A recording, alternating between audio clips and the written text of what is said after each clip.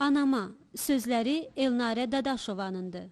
Solistlər 35 saylı musiqi məktəbinin şagirdləri, Bənövşə Uşaq Xorunun solistləri Cavidan Babazadə və Əli Salmanlı.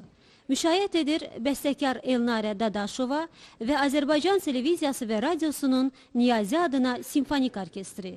Bədii rəhbər və baş dirijor Nazim Hacəlibəyov.